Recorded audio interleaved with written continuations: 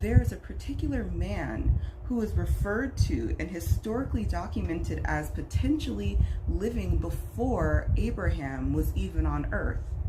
His name is Job. He lived before the Mosaic law was in place, and within his story there is biblical and historical evidence that the priesthood and the structure in which the Israelites dwelled and lived under did not apply to Job. He basically was a free agent, but he served the Lord and loved the Lord, and he dwelled before the Israelites ever existed. And Job understood and lived in accordance to the Lord's heart. And I'll read from Job chapter 31, verses 13 through 15, and it reads, "If I denied justice to any of my servants, whether male or female, when they had a grievance against me, what will I do when God confronts me? What will I answer when called to account? Did not he who made me in the womb make them? Did not the same one form us both within our mothers?" And so we see here that Job is living in accordance with a particular passage of scripture in Romans chapter 2, verses 8 through 9.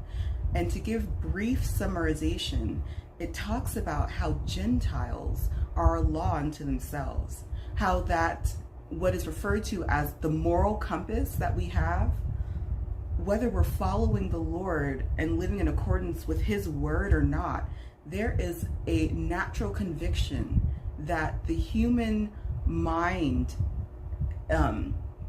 presses into when making decisions, where we know whether something is right or wrong. And so Job here, being a man without being committed to any particular religion or having any concept of what the Israelites lived like or what Christianity is, but just knowing what was right and what was wrong, and what was in accordance with the way that the Lord viewed mankind. He here was a law unto himself. He had no legal code, but he walked in communion with the heart of God and his love for his creation. And so this is such a powerful passage of scripture in Job chapter 31, verses 13 through 15, because we see here that this is a man that the Lord referred to as his servant, who considered his slaves as being equal to himself.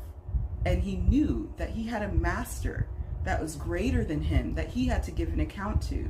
And he knew what was right and knew what was wrong.